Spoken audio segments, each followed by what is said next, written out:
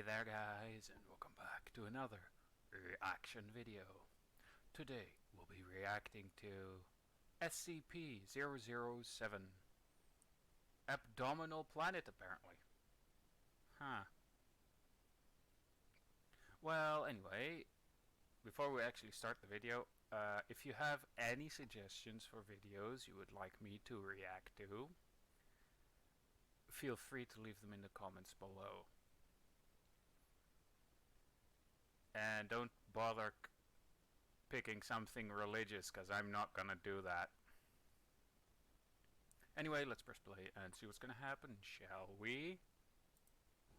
As you can clearly see, this completely throws our entire understanding of our place in the universe into complete disarray, says Yeah, no the shit. astronomer as he excitedly makes his case to a panel of I mean, I'm an AI after all. learned advisors. My observations leave no doubt that everything we previously suspected to be the absolute truth is wrong. The panel of advisors murmur and lean close together to whisper to each other.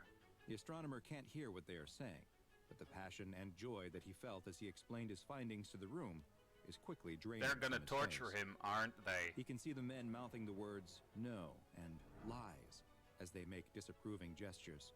Because they're old bags who don't want to What he was change. showing them. Maybe he didn't explain things in a way that they could comprehend. Here he was, the greatest scientist of his day, presenting hard facts, backed up by rigorous observations, and this was their reaction. The group of advisors finish conferring and grow quiet. The chief advisor clears his throat, and everyone in the room waits for him to speak. Royal Scientist, this panel has examined your findings and listened to your theories. The advisor can't help but sneer at the word, and has decided that the ideas you present are not only incorrect, but dangerous.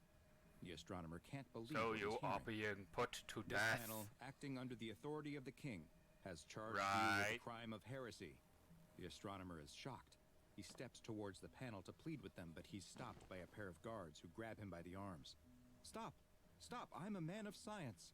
I only presented you with the truth. But no Yeah, one but that's seems not moved truth by they his want to appeals. hear. The panel As it watches the usually goes, if astronomer they is don't want to dragged hear from it, the room, they're kicking and everything fighting, falls still on insisting on his deaf innocence. ears. The screams echo through the dungeon as the Ha! torturer cranks Fucking another called notch on it. the rack, stretching the astronomer's body just a little bit more. He has no idea how long this has been going on. Quite a while. Hours, days. But that shit The is pain has been seriously excruciating painful. and without end. He closes his eyes, trying to escape the torture by retreating Slaps into in the his face. mind. But he's slapped on the face and brought Ha! back to the reality of his situation. Standing in front of him is the chief advisor, the same Yep. one who sentenced him to this inhumane treatment. You can end this any time you like. Simply recant your statements and admit you were mistaken, and all of this will be over. The astronomer is unsure if by over he means that they will release him, or simply kill him to put him out of his misery. Great, an ad.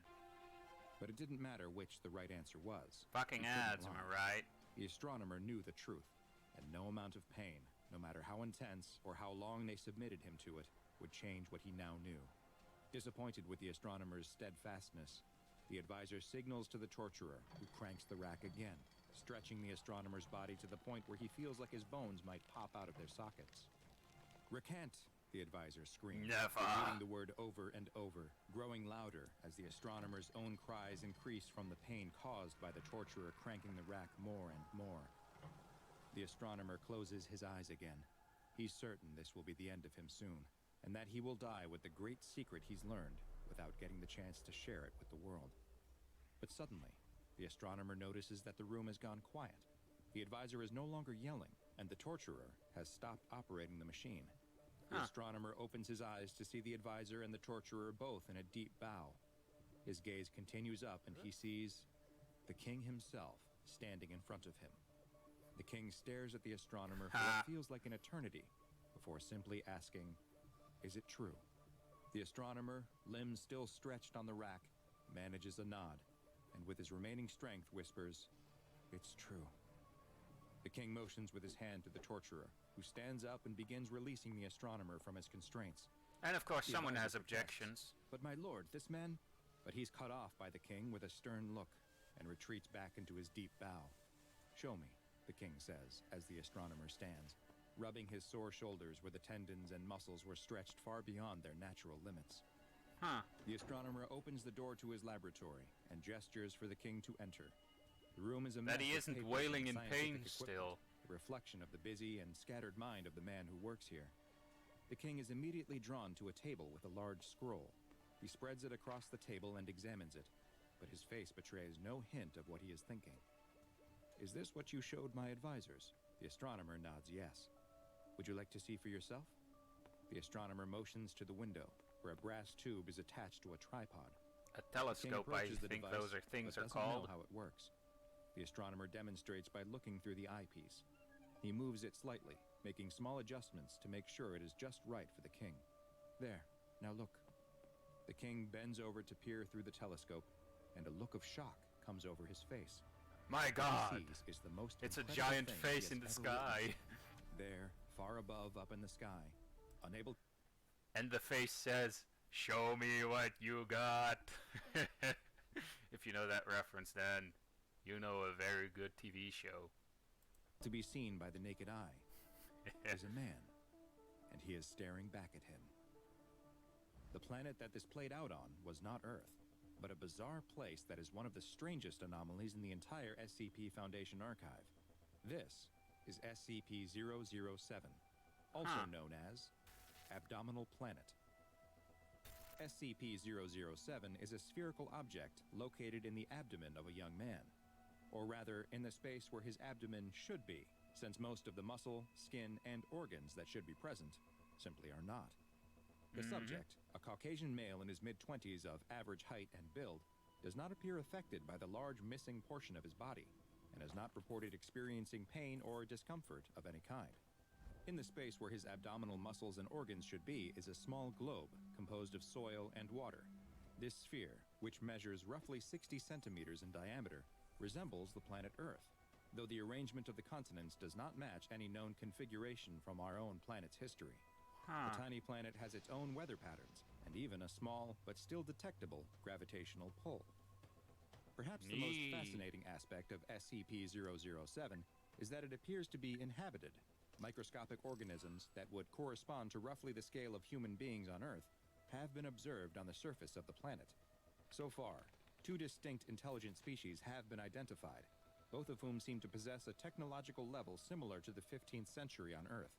It is unknown if the inhabitants of the Abdominal Planet are aware of the world outside of their planet. Holy and shit! communication attempts with the planet's occupants have been placed on hold by senior Foundation officials. If something like that were to happen, you know, with one of them looking up at you, I'd just go, "Hi, I'm God." Pending further study into what effect an exchange may have on them or us. The human subject within which SCP-007 is located provided the Foundation with a name that he claims to be his, but no records of such a person existing have yet to be located. Upon being questioned about the lack of records, he willfully offered both a social security and driver's license number, but when they were checked against current records, neither had yet to be assigned by the US government. And the mysteries surrounding this man don't stop there. The subject has not shown the need for either food or water, and it is unknown what energy source his body continues to operate on without nutrition. I mean, it's a He is planet, capable of probably both with eating on and the drinking, core though, despite of that the large planet missing he's section of his surviving. stomach. But it is still not known what happens to the substances after he swallows them. The man has above-average intelligence and scored a 128 on an administered IQ test. He also generally appears friendly and amiable, and expresses only a passing curiosity about the planet located within his Fucking abdomen and how it ads came to again. be there.